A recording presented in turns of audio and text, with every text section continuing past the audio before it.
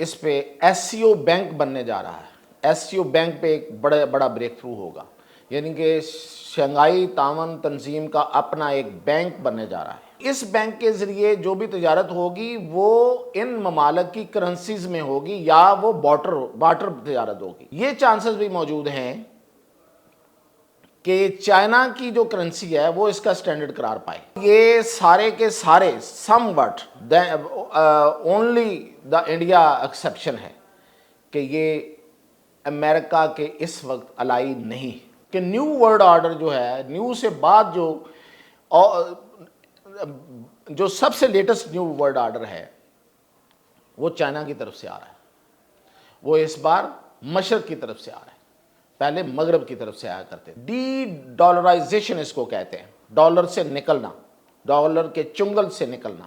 ایک جبران نامی آدمی ہے، پی ٹی آئی کا جو ٹویٹر ہینڈل جس کے پاس ہے، جو عمران خان کے بیانات کو دیتا ہے، جو عمران خان کے مختلف آرٹیکل جو ہے وہ دیتا ہے، وہ جبران ہے۔ اور وہ اتنا پاورفل ہے اس تنظیم میں کہ وہ گوہر، یہ جو بریسٹر گوہر ہیں اس سمیت کسی کی بھی کلاس لے لیتا ہے۔ رؤف حسن جو پہلے سیکرٹری تھے اس کی بھی کلاس کر دیتا تھا وہ کہ آپ نے یہ کیسے کیا، یہ کس سے پوچھ کے کیا۔ یعنی کہ عمران خان جیل میں ہے تو وہ سب کا بڑا بنا ہوا ہے۔ ناظرین، آج ہم دو اہم ایشوز، دو بڑے ایشوز پہ بات کرتے ہیں۔ ایک تو ایس سی او اسلام آباد میں کل سے شروع ہو رہی ہے، شنگھائی تعاون تنظیم کا سربراہی اجلاس۔ اس میں آپ کو پتہ ہے کہ روس ہے، ایران ہے، انڈیا ہے، پاکستان ہے، چائنا تو ہے، اور بیلاروس ہے، اور تاجکستان ہے، ازبکستان ہے، کرغزستان ہے۔ تو یہ اس کے ممبر ہیں، اور اس میں اصل میں اس کا جو اس کانفرنس کا یہ بہت بڑا اعزاز ہے پاکستان کے لیے۔ لیکن اس میں بریک تھرو کیا ہو رہے ہیں، ایک تو اس پہ بات کروں گا، اور دوسرا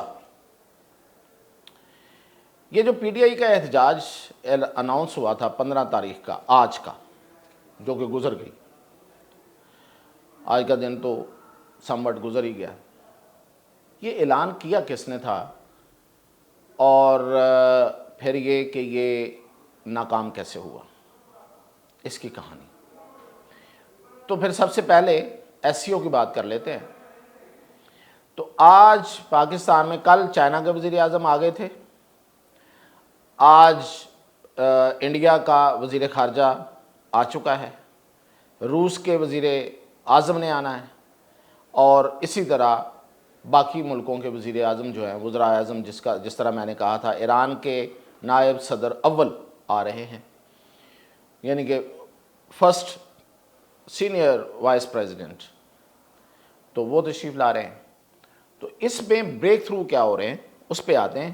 یہ کل سے شروع ہو رہی ہے اور بہت بڑا ایونٹ ہے، نو ڈاؤٹ پاکستان ایک عرصے کے بعد ایک بڑے ایونٹ کی میزبانی کر رہا ہے۔ پاکستان جیسے ملک کے لیے اتنی بڑی جو تنظیم ہے اور سربراہ اجلاس ہے، اس کی میزبانی کرنا کوئی چھوٹی بات نہیں ہے۔ جبکہ ہماری معیشت آپ کو پتہ ہے کہ جس طرح کی ہے، ہمیں تو کوئی گھاس بھی نہ ڈالے، ہمارے جیسے تو ملک دسیوں پھر رہے ہیں۔ لیکن اس کی خاص وجوہات ہیں، اس پہ پھر کبھی بات کریں گے۔ ایک فکرے میں بتا دیتا ہوں کہ یہ پاکستان کی جغرافیائی جو پوزیشن ہے جہاں پہ یہ واقعہ ہے، یہ اس کی وجہ سے ہے۔ کسی کا اس میں کوئی رول نہیں ہے سوائے قدرت کے طور پہ، قدرت کی طرف سے جو ہماری جغرافیائی پوزیشن ہے، اس کے علاوہ کسی کی کوئی کنٹریبیوشن نہیں ہے کہ لوگ ہمیں کیوں اتنی اہمیت دیتے ہیں۔ تو خیر، اب میں بتاتا ہوں کہ اس جو کانفرنس کل سے شروع ہوگی اس میں کیا کیا ہوگا۔ نمبر 1، اس پہ ایس سی او بینک بننے جا رہا ہے۔ ایس سی او بینک پہ ایک بڑا بریک تھرو ہوگا، یعنی کہ شنگھائی تعاون تنظیم کا اپنا ایک بینک بننے جا رہا ہے۔ بینک کا مطلب کیا ہے کہ جو اس کے ممبر ممالک ہیں وہ آپس میں تجارت کریں گے اس بینک کے ذریعے۔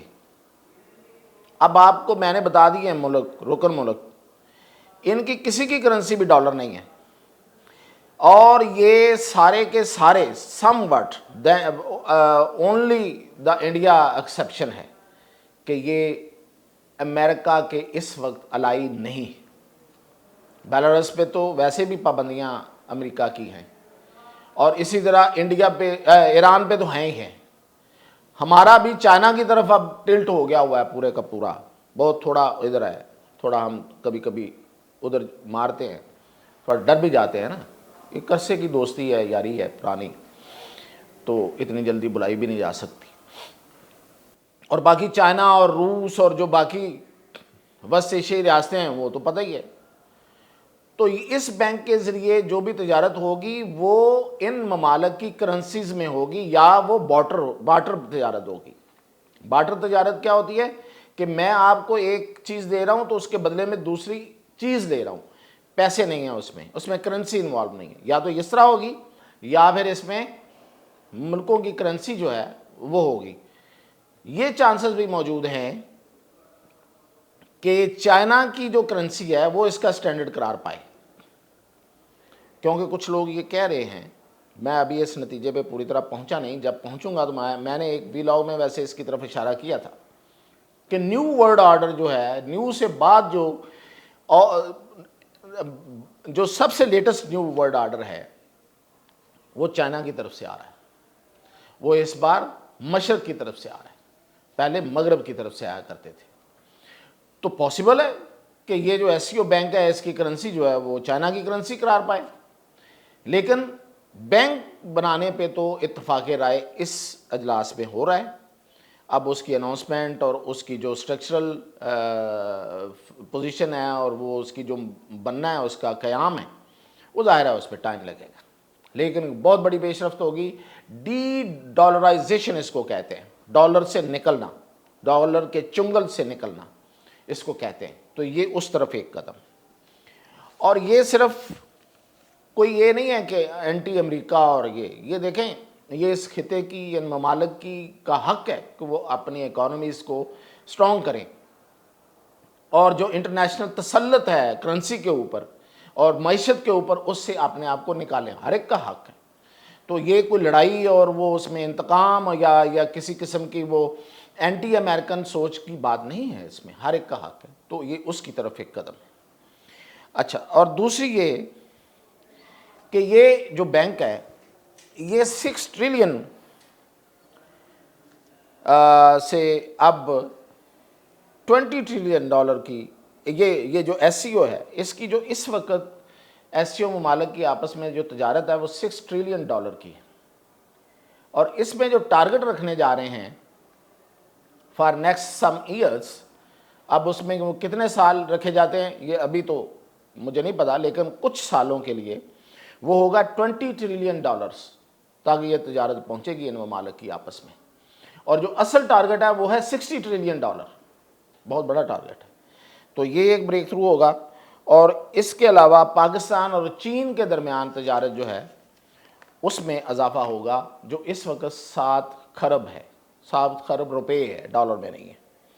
रूस के साथ पाकिस्तान का बार्टर ट्रेड शुरू होने जा रही है इसी एससीओ के अजलास के दौरान। जो मीटिंग्स होंगी बाईलैटरल, ये मल्टीलैटरल है, बाईलैटरल जो मुलाकातें होंगी उसमें, जैसे कि अगर हम उनको चावल देंगे तो वो हमें चने दे देंगे, हम उन्हें लेदर की प्रोडक्ट्स देंगे तो वो हमें गैस दे देंगे। तो इस तरह की हमारी ट्रेड उनके साथ इसी एससीओ के प्लेटफार्म के साथ जो साइडलाइन मीटिंग्स है उसमें ये तय हो जाएंगी।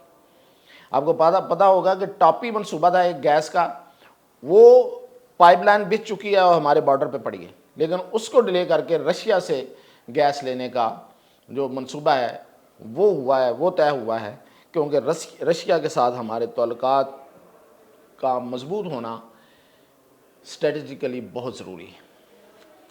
इसके अलावा ईरान के साथ हमारी जो ट्रेड है उसमें भी इजाफा होगा। आपको पता होगा कि ईरान बॉर्डर के साथ मंडियाँ खुल चुकी हैं, ट्रेड पे पाबंदियाँ नहीं हैं, ट्रेड हम एक दूसरे के साथ कर सकते हैं। ताहम कुछ पाबंदियाँ ये हैं कि हम जो बाईलैटरल ट्रेड है, यानी कि अगर हम बार्टर करना चाहें तो वो हो सकती है, तो उसमें भी इजाफा होने जा रहा है। तो ये हैं 10 अरब डॉलर तक ये जो इसकी ट्रेड है ईरान के साथ, ये पहुंचने की امید ہے اسی SCO کے حوالے سے۔ اب آتے ہیں دوسرا ایشو کہ یہ جو 15 اکتوبر کو کال دی گئی تھی، یہ بیسیکلی باہر بیٹھے ہوئے کچھ ایلیمنٹس ہیں۔ ایک جبران نامی آدمی ہے، PTI کا جو ٹویٹر ہینڈل جس کے پاس ہے، جو عمران خان کے بیانات کو دیتا ہے، جو عمران خان کے مختلف آرٹیکل جو ہے وہ دیتا ہے، وہ جبران ہے۔ اور وہ اتنا پاورفل ہے اس تنظیم میں کہ وہ گوہر، یہ جو بریسٹر گوہر ہیں اس سمیت کسی کی بھی کلاس لے لیتا ہے۔ رؤف حسن جو پہلے سیکٹری تھے اس کی بھی کلاس کر دیتا تھا وہ، کہ آپ نے یہ کیسے کیا، یہ کس سے پوچھ کے کیا۔ یعنی کہ عمران خان جیل میں ہے تو وہ سب کا بڑا بنا ہوا ہے، اور وہ جبران اور یہ جو گل ہے، شہباز گل، انہوں نے یہ بیسیکلی اناؤنس کیا تھا کہ ہم 15 تاریخ کو ہڑتال پہ جا رہے ہیں، اسٹرائک پہ جا رہے ہیں، اور وہاں پہ مظاہرے ہوں گے اسلام آباد میں۔ اب ہوا یہ کہ جب اس پہ یہ جو پاکستان کے اندر ایک پولیٹیکل کمیٹی انہوں نے بنائی ہوئی ہے، جب اس کا اجلاس شروع ہوا تو یہ اناؤنسمنٹ پہلے سے ہو چکی تھی، تو وہ سارے ایک دوسرے سے پوچھ رہے ہیں کہ بھئی یہ اناؤنسمنٹ جو ہے یہ ہم سے پوچھے بغیر کیسے ہو سکتی ہے؟